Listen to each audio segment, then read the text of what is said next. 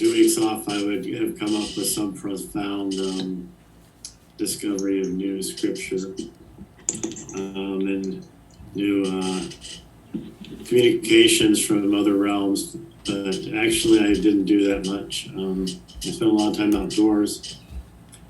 And I thought about a couple different courses one could do. I do want to teach a course on Tantra sometime.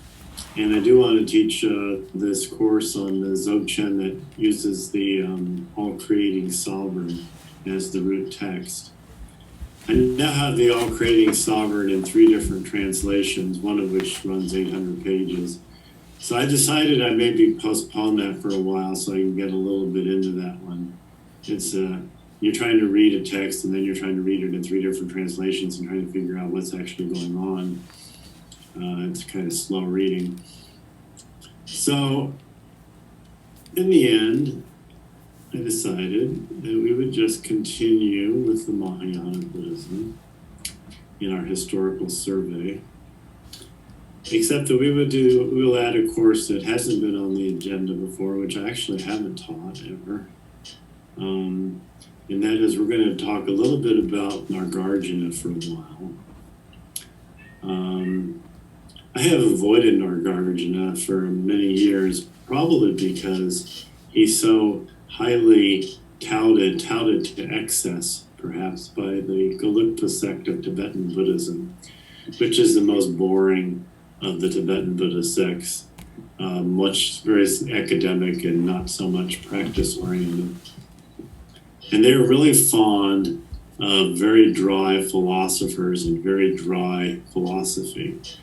And as it turned out, historically, they were the dominant sect in Tibet. So their philosophy, which was really a very obscure, non-mainstream Buddhist philosophy, was widely propagated in Tibet. Majjhimaka.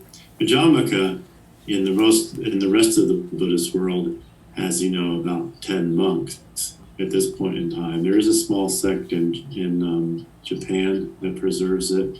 There's a small sect maybe in China, although it's probably disappeared 1,000 years ago. And I don't think anything in India, but the only real survivors of what's called Majjhimaka are the Gelugpa sect in Tibet. But Majjhimaka, the school, the philosophical school, is not actually Nagarjuna. Any more than Christianity can be all blamed on Jesus. Nagarjuna was just a Buddhist monk he did not see himself as founding a new school. He was just a scholar and a monk and a teacher, a Mahayana teacher. So what he was promulgating was Mahayana Buddhism, straight up Mahayana Buddhism. And when a Sangha came 100 years later, he was also teaching Buddhism. All of this thing with the schools like Majjhimaka and Yogacara, and all this is very much not the right way to think about Buddhism. It's academic classification systems that have been sort of projected onto it. They really have no little interest to the practitioner. But while Majjhimaka is somewhat limited as a total philosophy, Nagarjuna himself was actually a fairly well-rounded Buddhist teacher who taught many different kinds of, on many different topics to many different audiences. Of his survival, he lived in the about maybe 150 to 200 AD. So he lived at the high point of when the Prajnaparamita literature that we discussed in the last class was causing excitement and coming out into the world. So the period of the high point of Prajnaparamita literature is probably 100 BC to 200 AD. So he was right at the end of that period, and he was sort of a systematizer, and in some ways drew the philosophy out of all the different texts that were coming out. So whenever you have a movement, you always have a lot of different directions in which ideas fly. And at some point, somebody comes along and tries to make it all somewhat coherent. And that was Nagarjuna's role around 200 AD, say. And what he did was, for example, he's very famous for a text called the Compendium of the Sutras, which was his collection of pieces from all the different Mahayana sutras, a lot of them being Prajnaparamita sutras. His most famous work known in the West is the verses on the middle way, called the Mula Majjhamaka Karika. Karika is verses. Majjhamaka means middle way. So Mula be verses on the middle way. And that's a tightly written, very condensed philosophical text, rather technical, that from a Mahayana point of view attacks earlier Buddhist, primarily Abhidharma philosophies that posit some reality to concepts or entities or anything for that matter. In the Prajnaparamita world, in Nagarjuna's world, there are no entities. Not everything is indeterminate. In the ultimate truth of things, you can't really say what something is, because something can't be pulled out from its relationships and it's related with everything. So everything is sort of beyond speech or beyond words or beyond concept. So those are the, we will look at that text because it is very famous and there are a number of translations of it, but not all of it, just little bits of it. He's also, there are texts of his on that are devotional. There are texts on logic. There are guides on behavior for monks, behavior for lay people. I mean, he pretty much covered the full round of what a Mahayana would teach. He would teach about method and meditation. He taught about like the 5 paths. He's very much, I would say, somewhat of an incrementalist. There's a lot of method in terms of realizing emptiness. There's a famous quote by Nagarjuna, which I came across. For whom emptiness is possible, everything is possible. So if you can see that ultimate primordial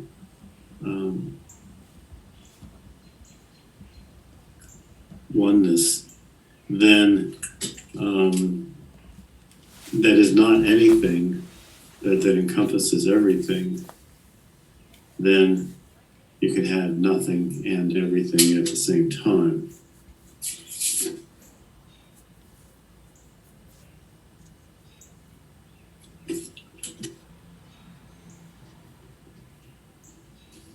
Nagarjuna apparently taught at a meditation center in India. Generally, it's said to be southern India. And it's a little bit interesting to talk about the kind of what a meditation center looked like in the 2nd century.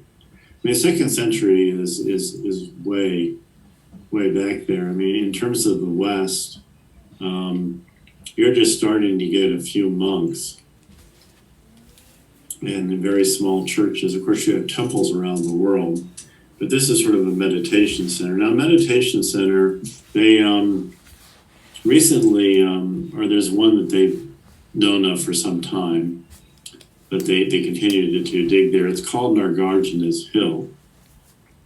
And whether Nagarjuna actually resided at that particular one or not, it would be similar into what he would have resided at.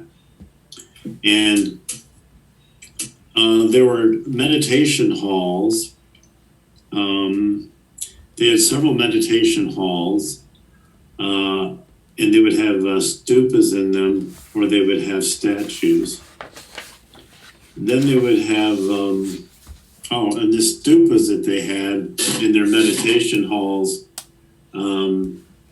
would be the shape of a wheel. We think of a stupa like the Japanese stupa, you know, the five elements going up. But their stupa was in the 2nd century was the shape of a wheel. The wheel of the Dharma is a very early, profound symbol.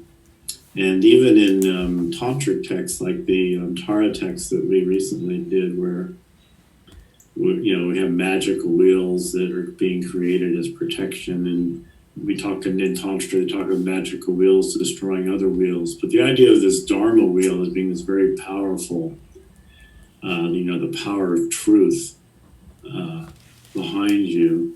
And so in your meditation hall, you have this Dharma wheel as your meditation object. Or you might have the statue of the Buddha. Certainly by the 2nd century, a statue of the Buddha would be there.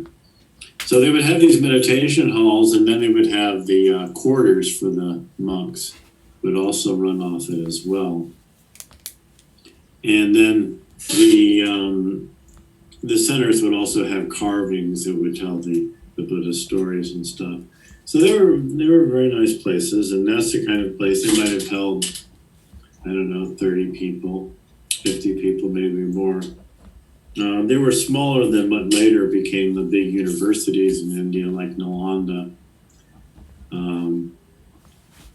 that maybe had 500 people or 1,000 people attending them.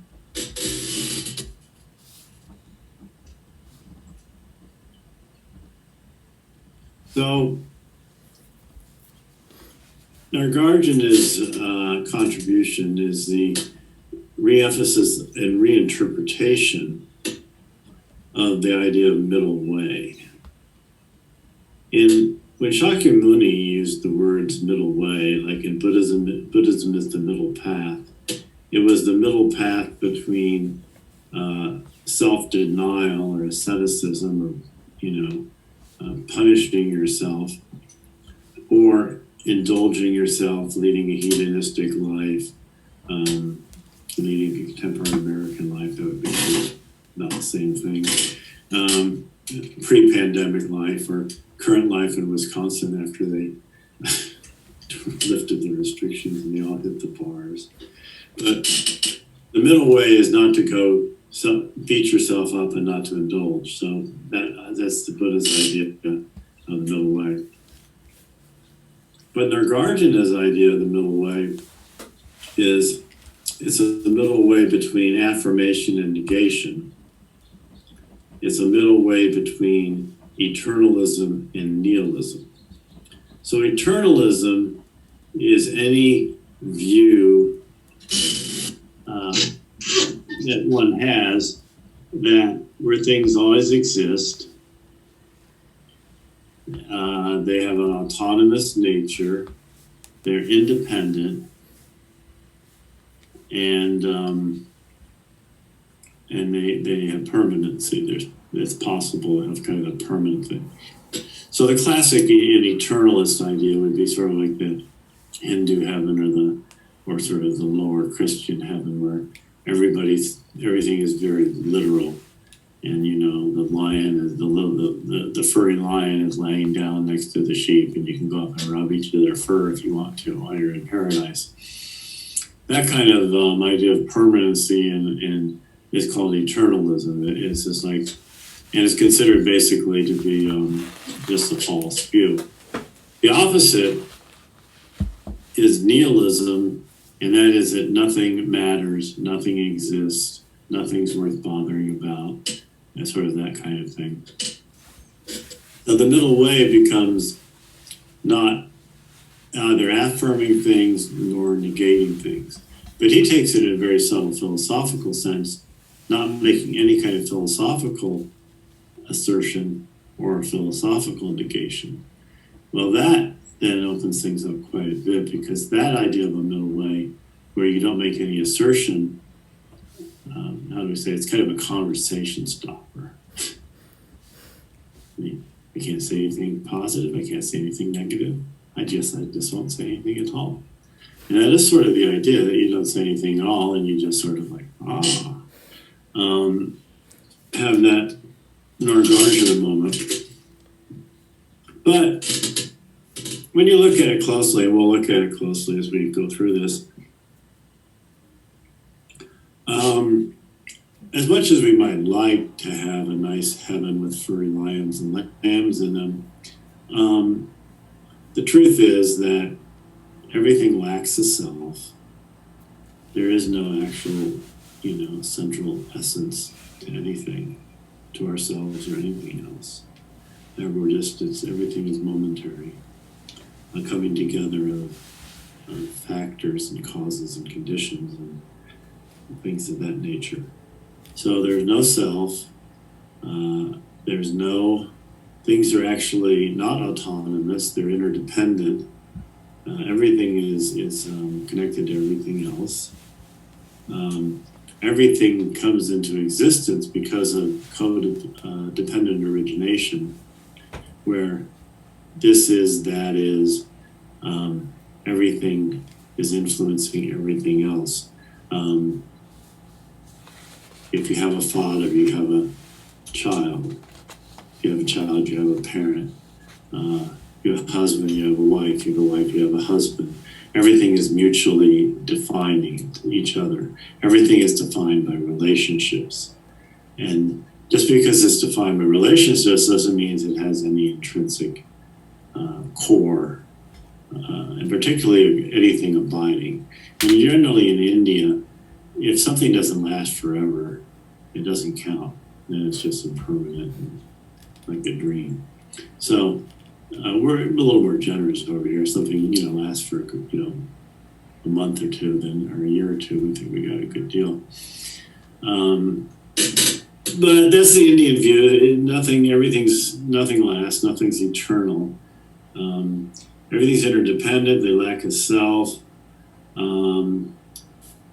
Nothing's really independent. Everything's mutually connected, and everything's transitory. So the classic Nagarjuna statement would be, well, nothing. You can't say things exist because they are impermanent. They don't have independence, and so forth. All these things we just went through. On the other hand, we're talking about them. They're right here. So something obviously exists. So you can't say they don't exist. And if you say, well, they both exist and they don't exist, then that gets into a lot of problems and eventually it's shown to be incoherent. And if you say, well, they neither exist nor they don't exist, that's just totally incoherent. So basically, any way you cut it, you can't stick an idea onto reality. And so it's a very simple point he's trying to make. Ideas and reality are two different things. And, reality is playing itself out all the time in a wordless, silent way. And then we have thoughts about reality, and we form those thoughts into ideas, and we have discussions about them. But that's a good, rather different. That's the relative world. The world in which we have ideas about things and we discuss things and we say, what did you see? I saw this. What did you see? What do you think? What did I think? We check back and forth with each other. That is, in fact, the relative world. The relative world is a conversational world. It's a social world. If you live by yourself, you just eventually go silent or mad or both. And the relative world but the ultimate world is when you're not in the conversational mode, you're not in the discursive mode, you're not in the idea mode, you're in the empty mode. And empty, for us as practitioners, really means empty of mind, particularly from the Dzogchen. Just empty the mind. um, empty, drop your idea, your cares, your worries, your plans, your concerns, your regrets, your whatever, And the whole list of things you could possibly have in your mind boils down to the fact that they're all ideas, and it's discursive thinking that's chewing on that stuff. So that's what you let go of. Let go of the discursive thinking, let go of the ideas, let go of the words. Or let them play in the field like children at a park. And don't take them too seriously, which also works fairly well. So what you end up with in Nagarjuna, which I think is very right, spot on with Zen and Dzogchen, is that you have no view. And now, in a sense, he has a view.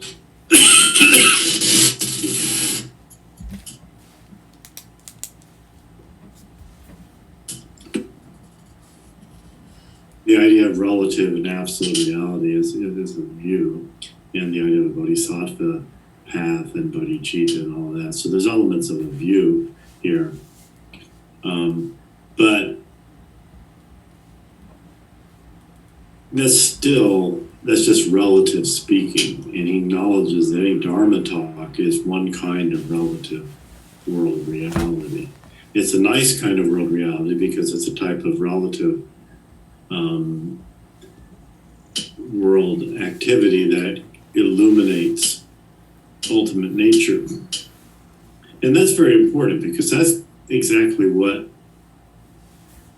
the relative world should do if it were perfectly natural, is that it would reflect its source, which is space awareness, and everything comes out of that space awareness, and everything is filled with space awareness, and everything is surrounded by space awareness, and everything is very comfortable in that. And we are that space awareness that has room for everything, that can accommodate all things. So that's the ultimate dropping of all view. And that reality is always shown, though, through the natural, the relative, the apparent, the world of people and cars and streets and buildings and trees and stores and all of that. All of that has ultimate nature pouring through it, which is why we talk about such things as like sacred world and so forth. So that's a little bit of an introduction to Nagarjuna. We're not going to let's see how far we get with the text I have for tonight.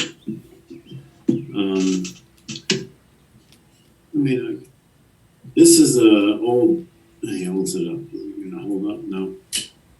Oh well. Nagarjuna's Philosophy by K. Venkata Ramanan. And it was written in the 1950s, and he was a student, I think, of a French teacher who was also a Buddhist translator even. And so he's a very back, long time ago. But he found this text, which is a famous text by Nagarjuna, attributed to Nagarjuna, called the Treatise on the Great Prajnaparamita Sutras. And this particular text, which again runs to God knows how many thousands of pages, a very large compendium of all Buddhist knowledge, as Buddhists were fond to write, exists only in the Chinese translation of Kumarajiva in the 4th century. And so they don't know where it actually came from. Was it really from Nagarjuna, or might it be some Chinese or Central Asian source for these things?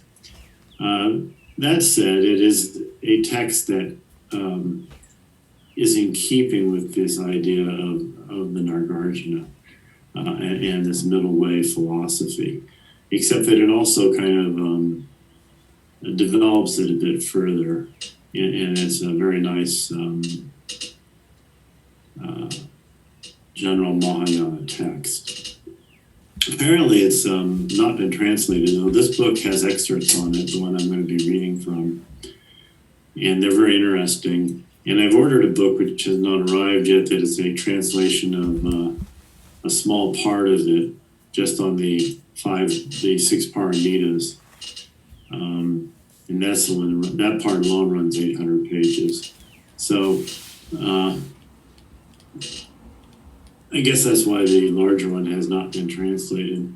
But apparently this text in the Far East, and also apparently in Tibet as well, enhanced Nagarjuna's reputation because he's seen as the great commentator on Prajnaparamita Sutras.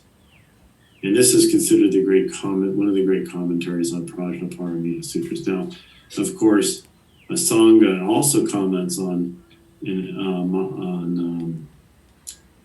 Prajnaparamita Sutras as well. So there's a number of really famous commentaries, but this is one of them.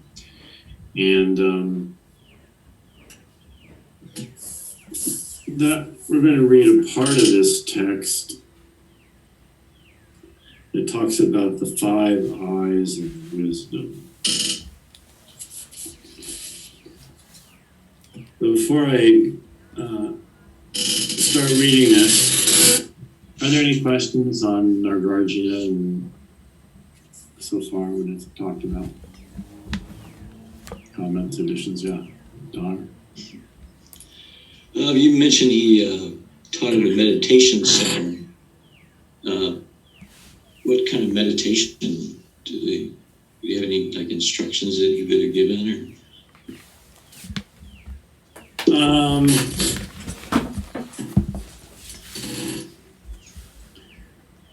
I think if we were able to read all of his extant works, we'd probably be able to deduce what they were up to. I'm not quite sure. I'm more on a sound footing with the Yogacarans and what they practiced. I'm not sure at this point what actually their specific practices are. I think I assume that they're engaged in meditation, the shamatha vipassana meditation, basic meditation. From the devotional works that are written, there's a lot of chanting of, sort of like they do at the Zen Center, chanting of devotional or, those types of chants that are typically chanted in monasteries. We do quite a bit of that kind of chanting, and the Tibetans do a lot of it.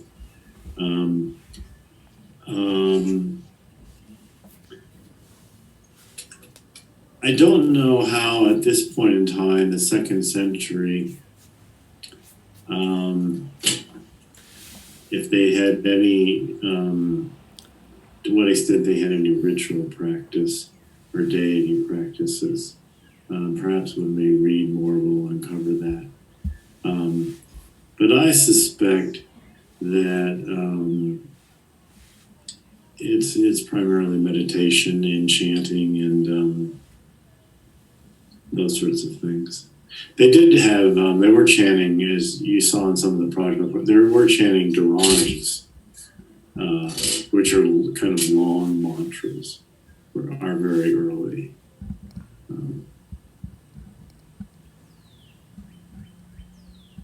Arvella?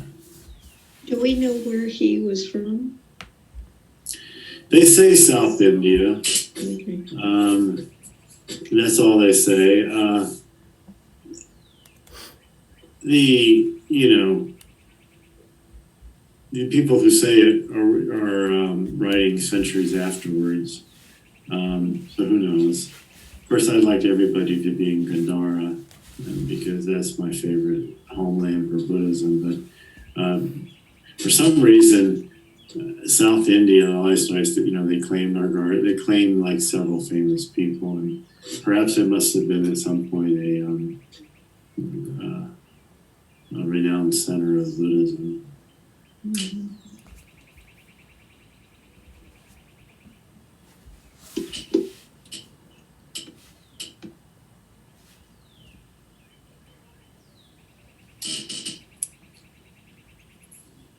Well, before we get to the 5 eyes, we're gonna back up a little bit because he does a nice job of just sort of summarizing prajna. And we're gonna kind of go back and forth. The way this book is written, what's his name? Ramanand.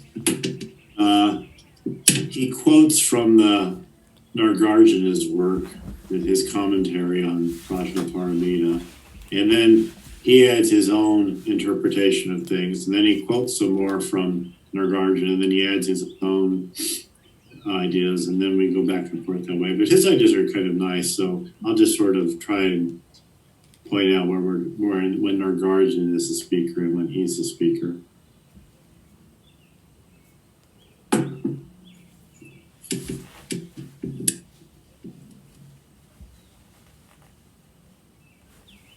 We begin with a quote by Nagarjuna that I found very interesting, which runs, "Wisdom is devoid of birth and by nature empty," or shunya.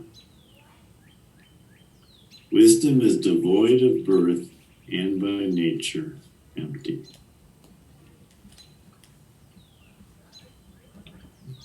Then, quoting again from Nagarjuna, "There are 3 kinds of knowledge in the world. First, there is the skillful knowledge of mundane things, the wide acquaintance with things like literature and arts, the knowledge of benevolence, religious rites, etc. And secondly, there is the knowledge that leads one to freedom from birth from inferior spheres, like the realms of sense desire, the animal realm, the hell realms, and so forth. Thirdly, there is the transmundane knowledge that sets one free from the sense of I and mine, and puts an end to all elements of defilement. This is the knowledge of the Shravakas and the Pratyeka Buddhas, whose Asravas have become extinct. But Prajnaparamita is the highest kind and superior to all of these. It is completely pure and free from clinging. It is the knowledge that benefits all people. This highest kind of knowledge is an integral principle that comprehends the aspect of cognition as well as emotion, this is back, I think, to Ramanan. This highest kind of knowledge is an integral principle that comprehends the aspect of cognition as well as emotion, comprises truth as well as compassion. As the knowledge of the ultimate nature of things, it completely destroys ignorance, puts an end to passion, purifies the eye of wisdom, and turns the attention of people away from ordinary objects of pleasure and fixes their attention on the highest source of peace and joy." And I think we're back to Nagarjuna. "The Dharma that is called Prajnaparamita is most profound, difficult to comprehend. In their real nature, which is the same as Prajnaparamita, all things are completely devoid of all determinate natures. Therefore, Prajnaparamita, the real nature of things, is most profound. In it, all thoughts and all activities of mind come to an end. Therefore, it is difficult to see." That's pretty good. I mean, this is like Dzogchen. "In all thoughts, all activities of mind come to an end. Therefore, it is difficult to see. In it, there is not the clinging even to Prajnaparamita, and therefore it is said to be difficult to comprehend. In it, all three kinds of poison and all kinds of prapanka, I'm not sure what that is, come to an end, and therefore it is called peace.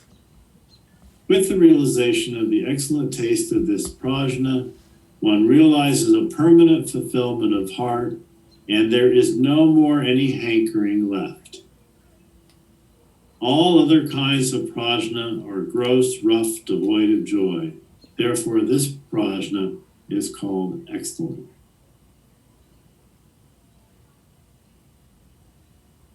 Continuing with Nagarjuna. People have various misconstructions of kleshas and false notions, making their minds turbid. But when they realize the prajna, then their minds become pure and of one form. Prajna paramita can illuminate the darkness of ignorance that is associated with all elements of affliction, as well as the ignorance that is not so associated. It brightens up the darkness of stupidity with regard to all things. Prajna paramita can cure the disease of the eye of wisdom, and then the eye of wisdom itself changes into prajna. It can turn the attention of people's minds from the usual objects of desire and pleasure towards their internal fulfillment and joy. So that's a little preface as he talks about the difference between wisdom, prajna, which comes with the stopping of the mind, and the ignorance that is dispelled thereby. Now he's going to go into this interesting discussion of 5 eyes of wisdom. And let's see who's talking here. This looks like our writer here, Rahman. The fact that prajna in its purest form is ever there as the very nature of the self-conscious individual is a point that should not be missed. That is, everybody has inherent intrinsic wisdom or the potential to be wise. But in ordinary people, this potential for wisdom, which of course is bodhicitta, is covered up with the dirt, or Buddha nature, is covered up with the dirt of ignorance and passion. It is not only possible, but essential to wash away this dirt. Then the original brightness of prajna, wisdom, shines forth once again.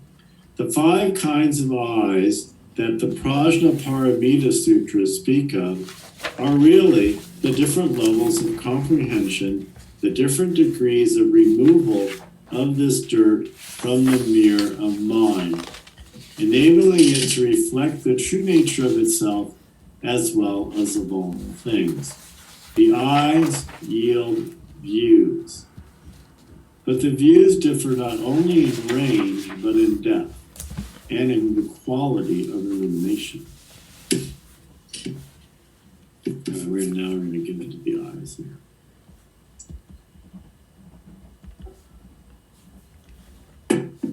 The Bodhisattva already has the eyes of flesh and is partially even the other 4 kinds of eyes. But these eyes are covered up with the dust of limitations of ignorance and passion and are therefore unclean. For example, a mirror is by its nature bright, but due to the dust on it, its brightness cannot be seen. But if the dust is washed away, then it shines bright as ever before. That is from the Zen Center, you should recognize that's a very famous, that's the source of a very famous line in a Zen competition between Huineng and Ibn Shen. The monk that lost it quotes this verse that when he's asked what is the Dharma, he says, well, the Dharma is to polish the mirror and make it bright, so on it no dust can alight. And then Huineng wins the thing by saying, where's the mirror, where's the dust? I see nothing like that anywhere. And so he gets the robe and the bowl and so forth. So that's the source of that very famous verse. It shows you that later on they got even subtler than this. So Ramanan says, the eye is the faculty of power of sight, yielding a view, an idea, a judgment of the nature of things. As kinds of the power of sight, the eyes are always in themselves pure, although there are differences among them of depth and extension, as well as the mode of comprehension. The deepening of the sight consists in realizing the relative nature and value of different levels and perspectives, and this naturally implies a level of complete comprehension. To persist in limited levels and limited perspectives and cling to them as themselves limitless is an error. In fact, that is the classic error. To take the partial for the whole, to take the limited for the comprehensive, to hold on to small when you should be, moving toward the large. All of that is a classic error. The ultimate sight is the sight of the ultimate, the unconditioned. Nothing short of that can yield an ultimate view. But the ultimate view is not any view, not any definite view exclusive of all the rest. It is a view only insofar as it is an awareness, a comprehension. But it is an awareness that is complete, an understanding that is comprehensive of all other levels and entirely free from errors and shortcomings. So that's the non-view of Prajnaparamita that Nagarjuna is expounding. So the first eye is the eye of flesh. And that would be our normal sensual eye that sees the seventh world. The eyes of flesh and the Deva eye see only partially. So the second kind of eye is a Deva eye, which I think we'll mention. By confining oneself to these eyes, one commits the error of seizing the determinate as itself the absolute, the partial is the whole. But it should be borne in mind that none of that is self-conscious.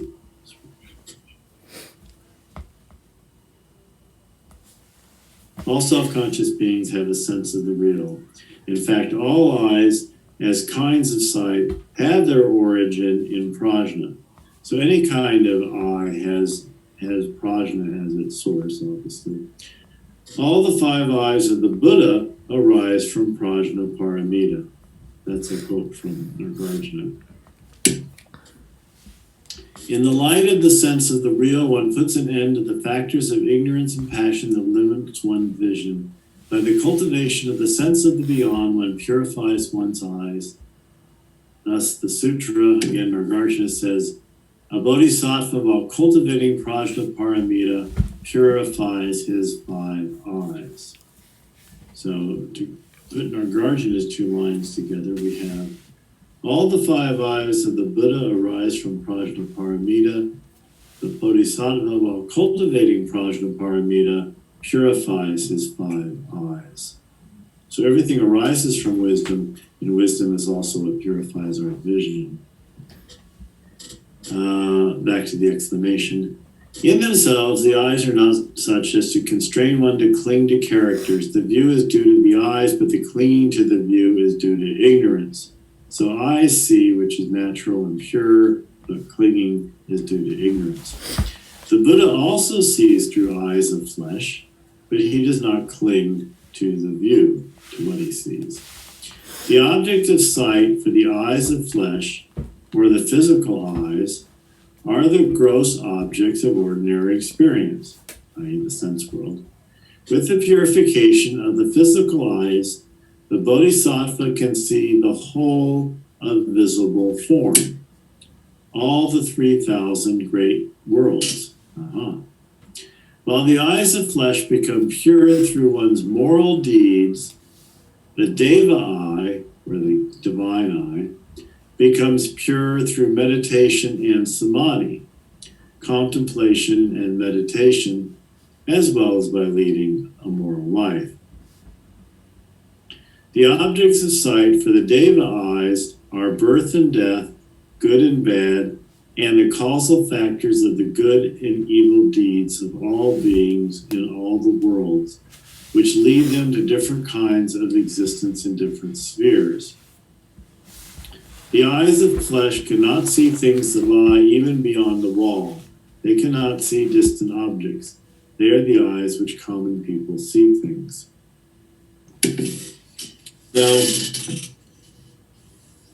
to summarize here, there are flesh eyes which see the sensual world, and then the deva eyes are like our conscience, kind of.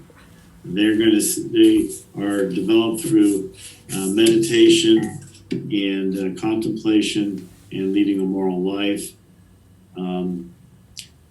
The flesh eyes are purified by bodhisattva activities, and when they're purified, then you can see many worlds.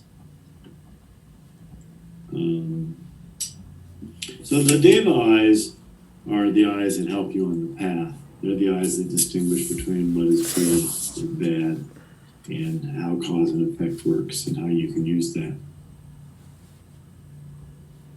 But he's back on the eyes of the flesh, which are the eyes that common people have.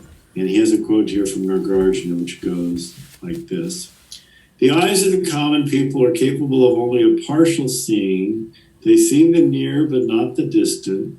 They see the external, but not the internal. They see the gross, but not the subtle. If they see the east, they cannot see the west. If they see this, they cannot see that. They see the combination, they cannot see the dispersion. They see birth, they do not see death. It's a beautiful passage.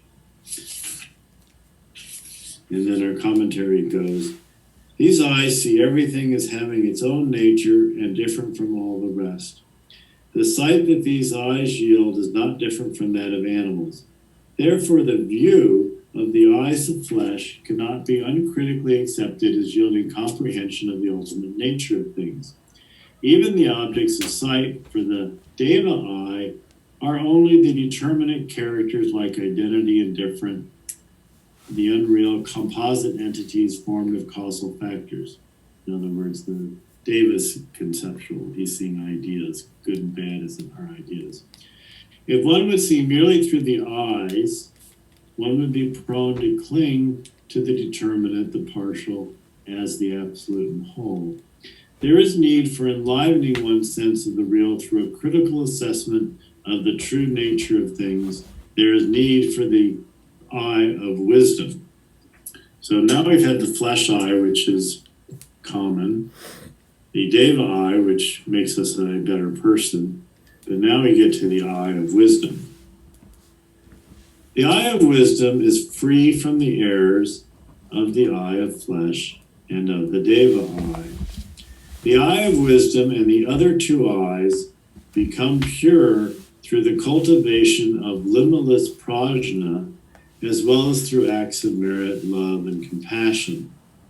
The object of the eye of wisdom is realizing the true nature of things, nirvana, the unconditioned dharma, the universal reality. It can see all things, and it can put an end to all perversion. It is the eye of wisdom that yields us the sight of the highest truth. And here he quotes Nagarjuna.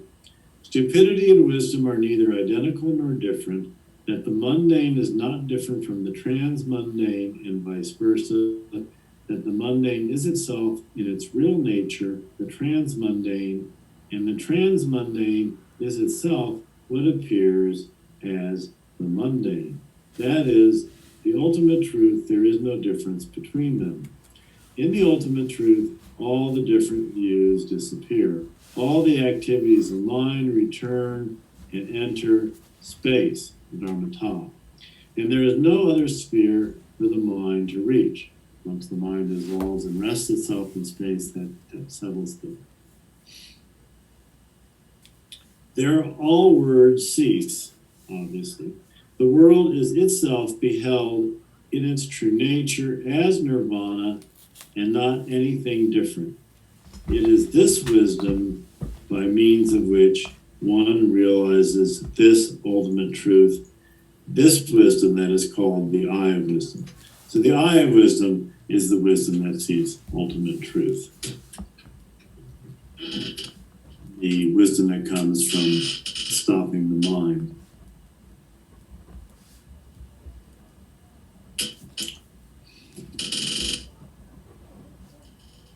And the commentary goes on. It is by virtue of the power of the eye of wisdom that one keeps oneself free from clinging exclusively either to the composite or the incomposite, either to the mundane or to the transmundane, either to the defiled or to the undefiled. Non-clinging, one fares in all things. In other words, we live our life without grasping at stuff. We just enjoy things as they come. One does not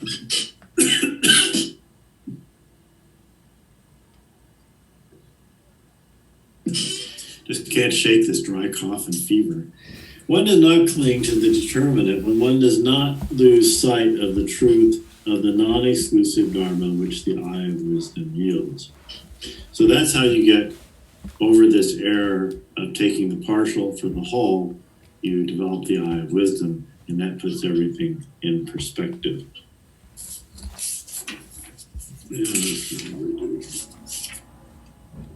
Now this goes, we'll have to finish this next time. This goes on for a few more pages as at least we got to the eye of wisdom. We didn't just leave you with a fleshy eye here. So if you have any questions or comments? I found this interesting because we sort of looked at those early Prajnaparamita texts, and we sort of looked, basically you've got a few simple ideas here, but then you get a lot of teachers over the years doing these kind of interesting riffs and developments on them. In some of the ways they integrate tantric ideas into Prajnaparamita or devotional ideas into Prajnaparamita.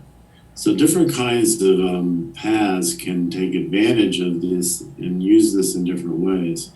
And here is another example where with Nagarjuna, the great commentator, is sort of blending all this into a fairly coherent system that you can actually explain, which is what explainers do, which is what commentators do. They take the beautiful, poetic, cryptic, obscure language of sutras and poets and turn them into prose.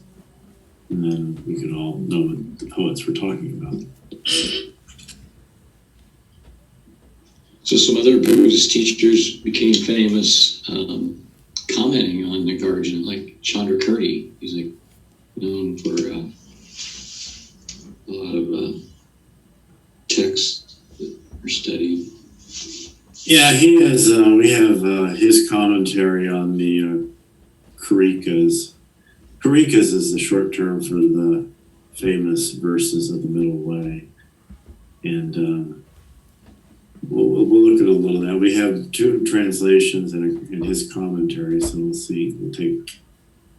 We'll look at some of that. There's a few classic pieces within the Karikas that are, the Karikas have the famous samsara is no different than nirvana. Nirvana is no different from samsara. And that famous line comes out of that text. Yes. Shoka. I had a question. That last part that you were reading out of the commentary in Nagarjuna's words, it's not exactly what they were talking about, but it kept being reminded of the three natures. Do you mind if I ask a question about that? The three natures. Yeah, with the dependent and the imaginary in particular, that something in that was kind of resonating with that teaching, and I had a question about it. Okay.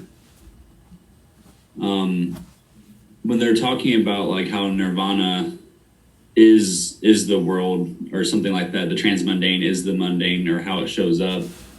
I guess, do we get any example of that, or do we have access to that when we're still seeing it in a mundane way?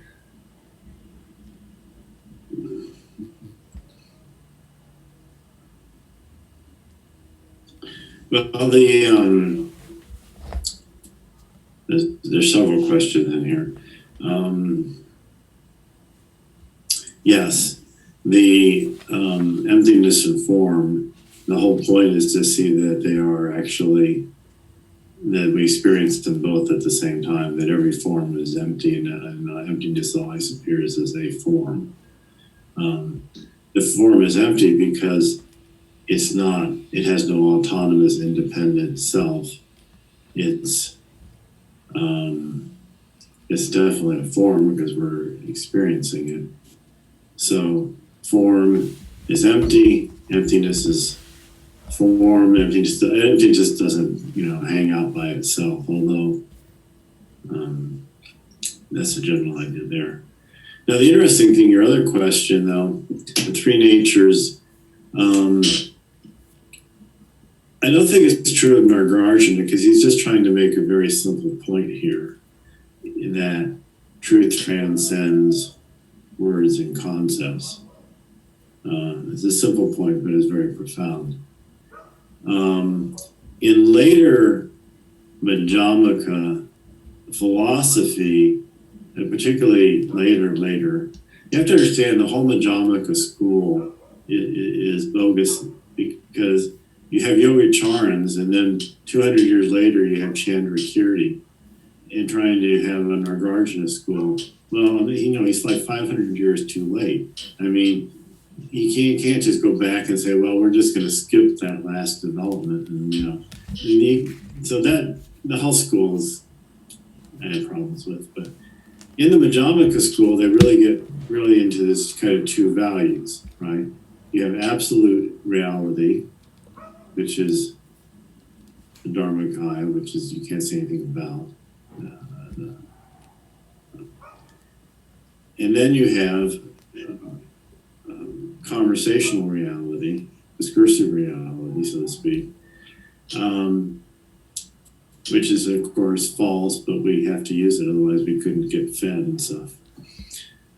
Well, that's a rather stark view. And then I think the Yogacaras, later on, Sangha and Vasubandhu kind of just amplified that out a little bit so it made more sense. And you didn't make that error. And they would talk about the three natures. So the first nature, of course, is the ultimate nature where everything is, and that's the same for Nagarjuna and Sangha and for Madhyamaka and Yogacara. And this idea of the discursive conversational being all made up and conventional, that's the same for both. But then the Yogacharans say, well, there isn't another layer here, there's another nature, and that's the realness of momentary experience. That we actually are experiencing what we experience in the moment. That is not an illusion. If you go with the idea of an illusion, otherwise, if you have the two value system, you're awfully close to Indian Vedanta, where there's God and everything else is Maya, an illusion. And Yogacara is much, much more sophisticated and subtle than that, in that it doesn't say everything is illusion. It doesn't say the alternative to ultimate reality is social conversation. There is a reality of no mind. And when your mind is empty, what you're experiencing then in that moment is real in that moment. Your ideas about it aren't real, but the phenomenal reality of the moment is happening. We are dreaming, we are living, we're breathing, all that. So that's the idea of the three natures, and it is a little bit more sophisticated. But the thing is that Nagarjuna wasn't trying to make that point, there are different points are being made. The Yogacharans are trying to flesh out a whole view of reality. Nagarjuna is just trying to make the simple point that the transcendent is beyond words and concepts. He's not actually trying to define reality. In fact, from his no view perspective, that would be the Yogacharans are not as strict as Nagarjuna, obviously. They will go out and speculate a little bit and with these subtle ideas about what reality is like. Nagarjuna just basically wants you to understand that what you're talking about isn't it, and that you need to see prajna, ultimate reality, wisdom, and then everything else will sort itself out. So that's really the Nagarjuna idea, is that which is Buddha's idea, which is everyone's idea really, that experience the awakened mind yourself, and then you can see what it is. And short of that, no amount of explanation is going to suffice.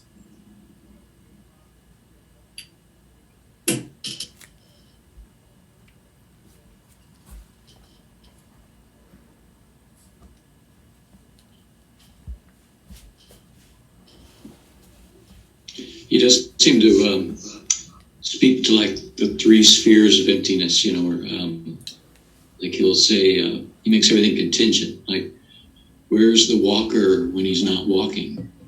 Those kind of things. And so it like teaches both like other emptiness and self-emptiness like at the same time.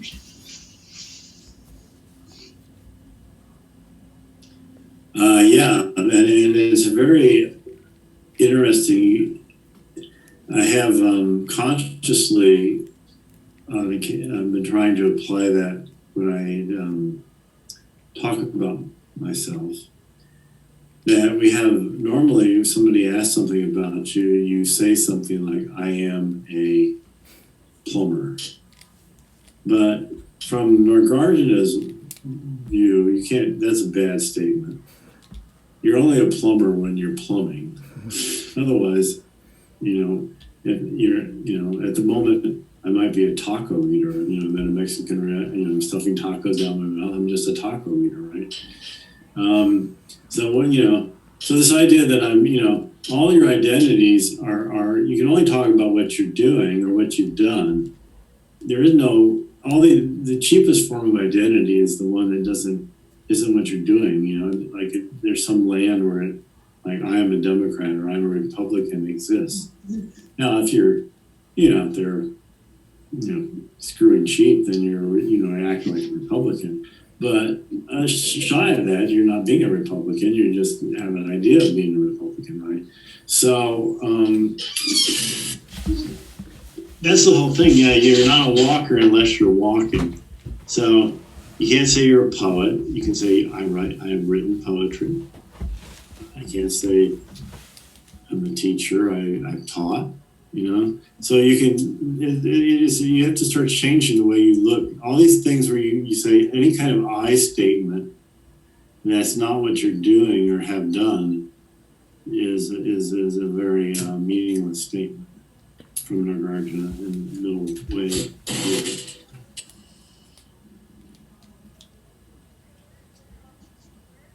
I was just reading about Liberating? Yeah. Well, yeah, you get rid of a bunch of concepts about yourself that are useless and that aren't helping you at all, and concepts of other people that aren't helping you. So, yeah, it is liberating.